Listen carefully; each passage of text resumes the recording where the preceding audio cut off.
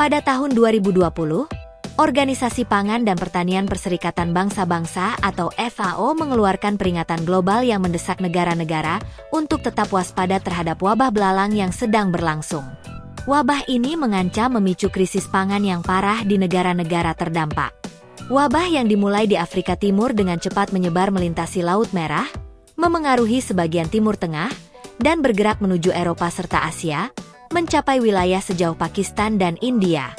FAO menyerukan upaya internasional yang terkoordinasi untuk mengendalikan belalang, karena dikhawatirkan kawanan tersebut dapat menghancurkan tanaman dan pertanian dalam skala global. Mendengar kabar ini, media dan masyarakat Tiongkok menjadi semakin khawatir. Bagaimana tidak India dan Pakistan adalah negara tetangga Tiongkok, dan belalang tersebut kini hanya beberapa langkah dari perbatasan Tiongkok.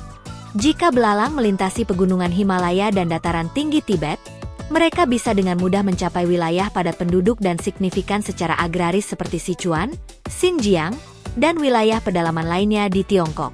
Invasi semacam itu akan sangat mengganggu produksi pertanian, menyebabkan kerugian ekonomi yang besar.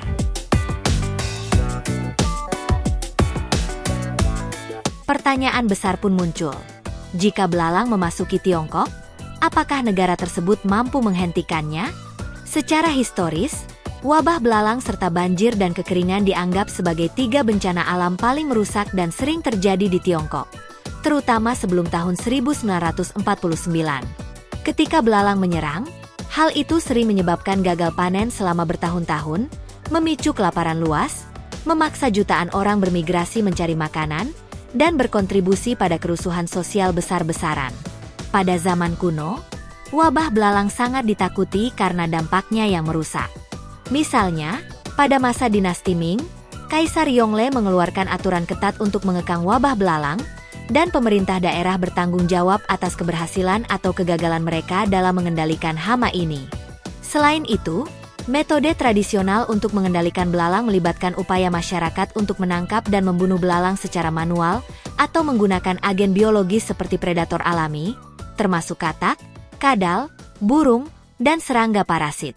Pada tahun 2000, ketika wabah belalang besar melanda Xinjiang, sebanyak 30.000 itik dikerahkan untuk mengatasi hama tersebut, menyelamatkan lebih dari 1 juta hektar lahan pertanian pada Agustus tahun 2000. Dengan kemajuan teknik pertanian modern, termasuk penggunaan pestisida kimia, pupuk, dan mesin pertanian, serta hadirnya sistem peringatan dini, Tiongkok telah meningkatkan kapasitasnya untuk memantau dan mengelola serangan belalang.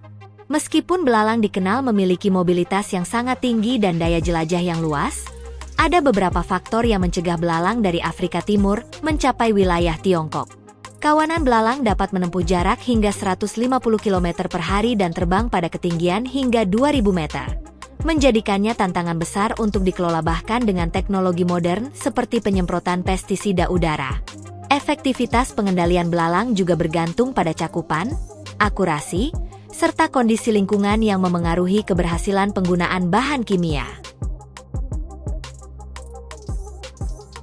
Namun, salah satu alasan utama mengapa belalang dari Afrika Timur tidak mencapai Tiongkok adalah karena adanya penghalang geografis yang signifikan di sepanjang jalur migrasi potensial mereka. Gurun yang luas, pegunungan, serta wilayah yang tidak mendukung pertumbuhan belalang menjadi penghalang alami yang membatasi pergerakan mereka. Selain itu, arah angin dan pola cuaca juga berperan penting. Kawanan belalang biasanya bergantung pada angin untuk menentukan arah migrasi mereka. Jika kondisi angin tidak mendukung perjalanan ke Tiongkok, belalang cenderung berbelok ke wilayah lain yang lebih kondusif.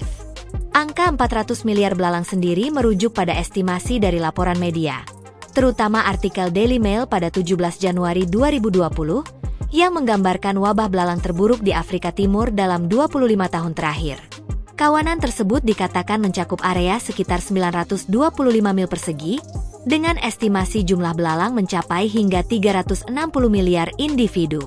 Informasi ini memberikan gambaran tentang skala ancaman yang dapat ditimbulkan oleh belalang, meskipun tidak semuanya mencapai wilayah baru seperti Tiongkok karena berbagai batasan geografis dan lingkungan. Untuk mengatasi ancaman serangan belalang yang potensial, Para ahli di Tiongkok mengusulkan pendekatan inovatif yang menggabungkan teknologi canggih dengan metode tradisional. Terinspirasi dari teknik penangkapan ikan skala besar, strategi ini memanfaatkan jaring besar untuk menangkap kawanan belalang secara masif. Rencana ini melibatkan penggunaan drone yang dilengkapi dengan jaring penangkap, teknologi pintar, serta sistem navigasi satelit Beidou milik Tiongkok.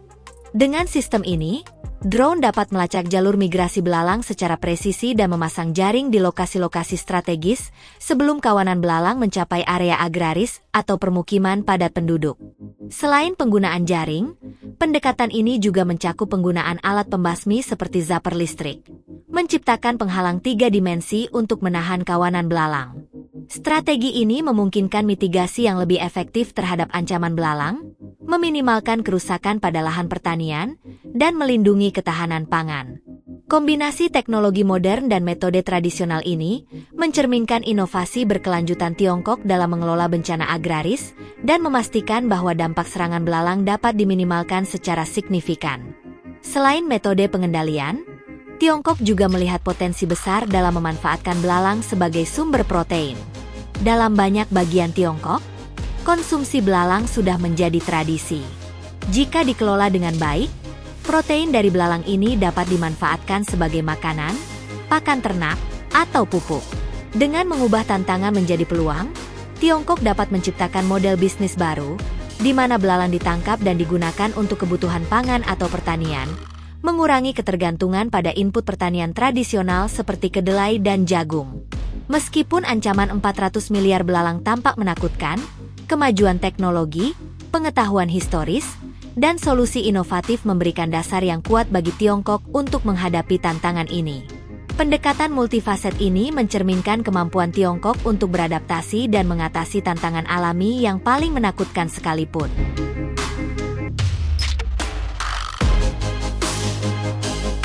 Tidak hanya Tiongkok yang pernah menghadapi serangan jutaan belalang, Indonesia pun sempat mengalami ancaman serupa. Di Sumba Timur, Nusa Tenggara Timur, jutaan belalang kembara, Locusta migratoria, menyerang ribuan hektar lahan pertanian dalam 1 bulan terakhir. Serangan ini menyebabkan kerugian besar bagi petani lokal, menghancurkan tanaman jagung, padi, dan singkong yang menjadi sumber pangan utama. Serangan hama yang masif ini didorong oleh kondisi iklim kering yang mendukung perkembangan belalang secara cepat. Pemerintah daerah bersama para petani berupaya keras menangani wabah ini dengan penyemprotan spesifikasi dan langkah-langkah pencegahan lainnya, namun luasnya wilayah yang terdampak membuat tantangan semakin besar. Kejadian ini mengingatkan kita bahwa ancaman serangan hama seperti belalang tidak hanya terjadi di luar negeri, tetapi juga menjadi ancaman nyata bagi ketahanan pangan di Indonesia.